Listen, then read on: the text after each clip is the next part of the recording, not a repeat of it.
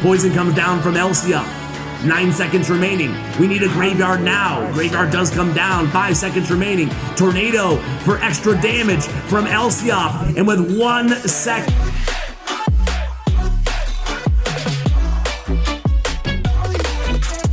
Hey guys, what's going on? It's Ash here coming at you today in Clash Royale.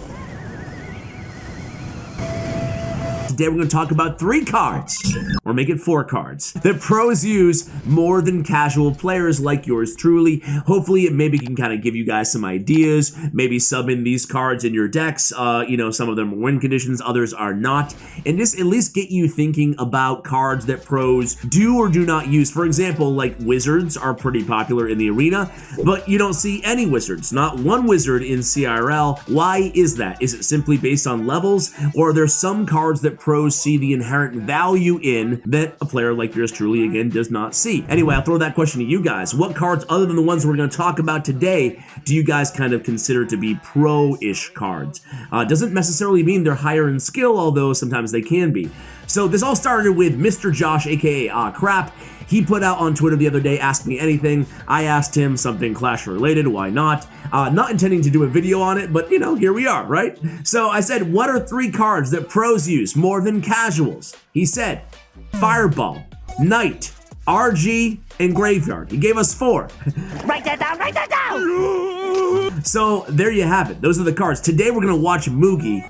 You guys know, my favorite player to watch in the entire world. We're gonna watch him use decks, including 1, if not 2 or more, of these cards that, you know, Crap kind of identified. So again, Fireball, Knight, RG, and Graveyard. Why? He said casuals tend to use most of the spells. Pros only use Fireball, Knight, Fireball.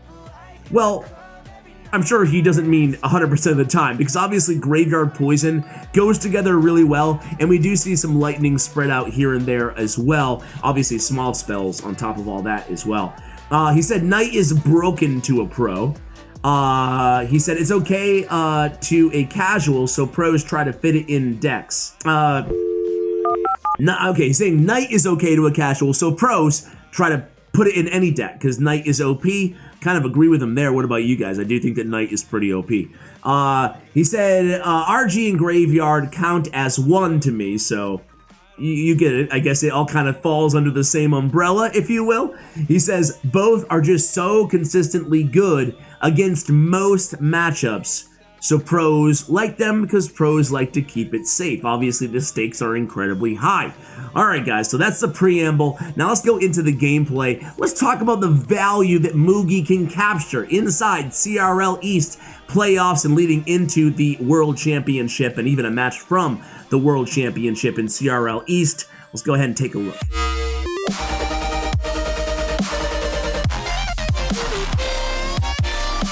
Alright guys, so as you can see, check out these win rates. 85.7% win rate at this point in, you know, in the standings, but Mugi went on to be regular season MVP, just an absolute beast when it comes to one-on-one. However, Ponos' team, they had a lot of one-on-one beasts.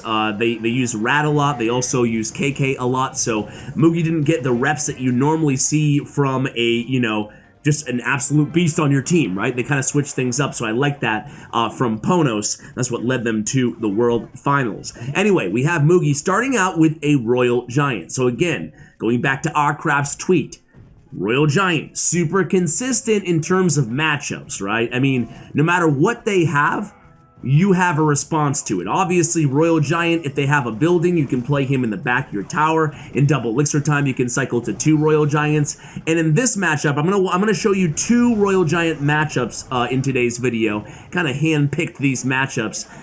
This one, I believe, against Jack here, is actually gonna be the Lightning variant. However, Mugi usually plays Fireball inside this deck. I'm going to show you the Fireball Royal Giant version towards the end of the video, kind of backing up Crap's point. However, again, every match is different. These players, depending on their opponent, are going to choose cards very wisely. So here we go again, Royal Giant in back of that King Tower there by Mugi, knowing that the win condition of Jack the Hog Rider, you know, go figure, Jack 2.6 is out of hand. So Jack's going to go ahead and cycle those archers in the back. We're going to have that fisherman kind of ready to pull that knight away. Knight does come down. We actually pull one of the, archers first. But we do land that heal spear. Again, it's still in single elixir time here, guys. But you can see the consistency of this matchup. Really, there's no awful matchup for this deck. There are some that are better than others, obviously, but with the bar barrel in there, the goblin cage in there as well, fisherman in there, even against Expo, which sometimes Royal Giant struggles against, believe it or not, you can still usually have enough answers in there. Again, that's an important reason that we do have the bar barrel in this deck. So here we go again. Baby D. Fisherman push, excuse me. This time we are in double elixir time, so we can go ahead and use that lightning. If that had been a fireball, we still would have used it there in the same exact kind of use case. But nice to have that lightning in there, just in case Jack busts out in Inferno Tower. That's going to be helpful as well. It will be interesting to see, I don't know off the top of my head, if in the fireball version we go with the zap. To have a reset in this deck, we will see that again against Benzer Rydell in the third match of today's video. Next match is going to be against Elsiop. And that will be highlighting the graveyard and night. So here we go again. It's going to be 2 seconds left on the clock. We do get to that right tower as well. No worries. We have the Goblin Cage and the E-Wiz in hand. And you can see on defense, we have absolutely no worries. And Mugi's playing it cool here, guys. No reason to rush things, right? Taking your time. A lot of Mugi's matches, because he is such a patient player, do go into sudden death overtime. There we go again. Another hit there, and Jack can't believe it. You see his face right there? He's like, dude, I had that bomb tower down to push him out of range. Did not work, and lightning does come down. That's going to put this one in spell cycle range. Obviously, another lightning, and it will be over. But Jack, it's never over till it's over against Jack. Here comes that hog push. We all knew it was coming. Earthquake is in hand for our Goblin Cage, but Mugi, again, one step ahead there, places it nice and high, and that hog can't even score one hit inside this match. And here we go. Boom! Tries to block the lightning, but can't get it down. Mugi wins. Here we go, guys, against Elsiop. Not wasting any time. We're already at 1 minute and 30 seconds exactly in this match, because obviously neither player made a move. I decided to cut that. I hope you guys don't mind if I take away 90 seconds of nothing happening for you guys. So this is in the World Grand Finals. I'm going to link this to you guys just in case. I don't want to spoil who won between Nova and Ponos. I imagine that a bunch of you who care actually already know, but might as well. If you want to watch the actual production of this, happened, I believe, I don't know, a week and a half, 2 weeks ago now. You guys can go ahead and check that out. The link will be in the comments or the description below. So Mugi starts out at the top of your screen with the Baby D. By the way, a little bit of a curveball on this one, so stay tuned. And you guys will find out what it is. So, two of the best, really, right? Mugi, obviously, top Japanese pro. Elsiop, obviously, top Chinese pro in the in two OG players as well. Of course, Elsiop, really one of the OG players, been around since day one. Been dominating since day one. With Nova, through it all as well. So here we go. It's going to be Graveyard coming down for Mugi, and of course you do see that combination our crap talked about at the top of the video, right? It is the Knight and the Graveyard. No Fireball in this deck, of course. Poison, obviously a better, mix kind of with Graveyard or combo. Mix, what? Nice King Tower activation by Elsiop there. You guys see that? It was the 1-2 punch of the Tornado and the Ice Wizard, essentially, to pull that Baby D and activate the King Tower. Very, very well done. And you guys know, I don't have to tell you, if you have an activated King Tower against a Graveyard, it's going to be a huge, huge help to you. Essentially, from here on out, Elsiop can just kind of clog the lane, right? Block the bridge, and then he's going to have 2 towers hammering away at all those skeletons from the graveyard. So here we go again. Mugi playing some defense with the Baby D here. Elsiop going in with, you guessed it, a Knight in Graveyard of his own. And again, the consistency of the Graveyard mixed with the OP of the Knight.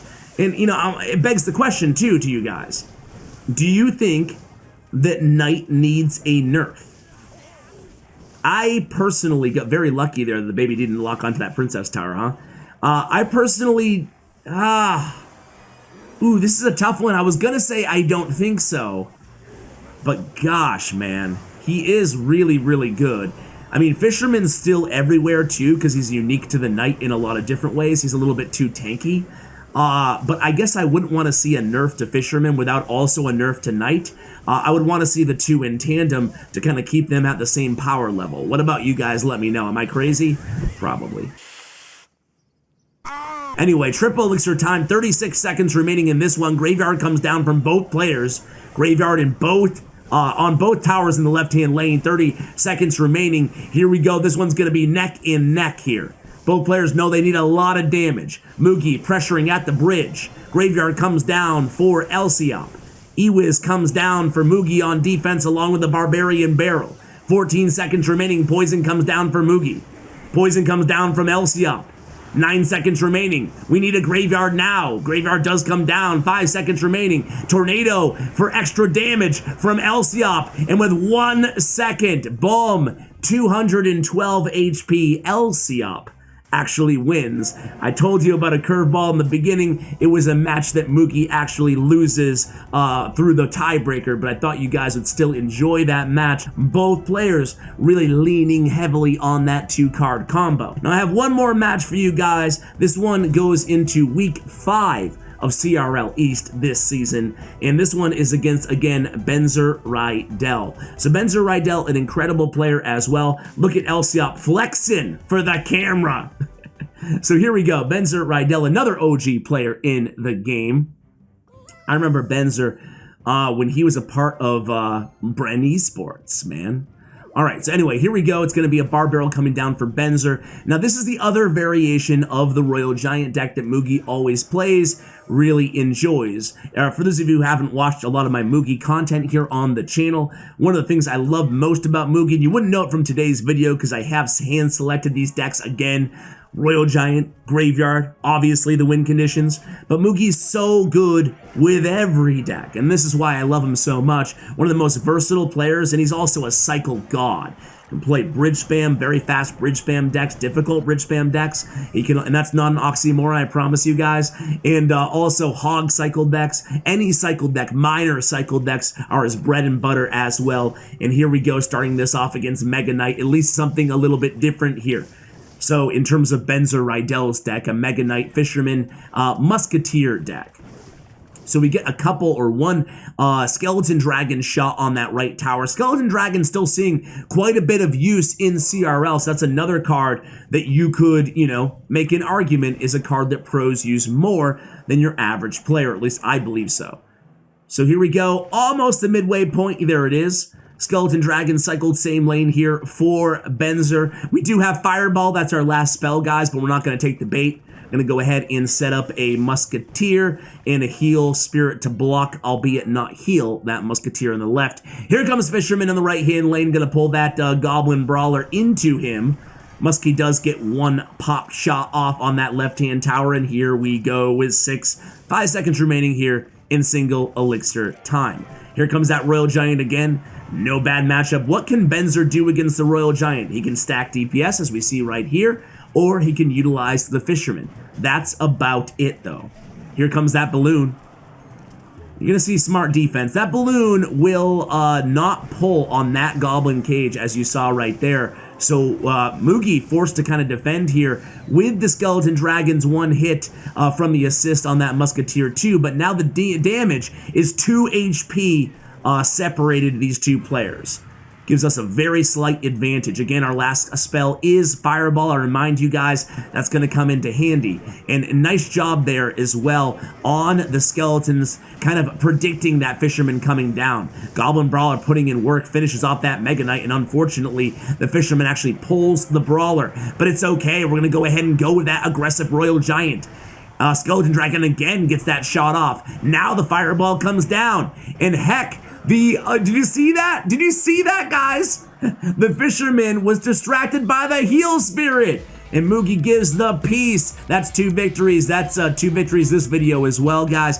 Hopefully you enjoyed this content. 3 cards or 4 cards that pros use more often than casual players. Guys, thanks to Mugi. Check out his player stats and info. And thanks to Crap. Check out his Twitter information and Twitch in the description below. Big shout out to Bren Chong, my YouTube partner, and to you guys and Stats Royale for watching all the way till the end. Yeah, Stats Royale watched till the end. I know you guys did as well. Guys, thank you so much for watching. And as always, take care, guys.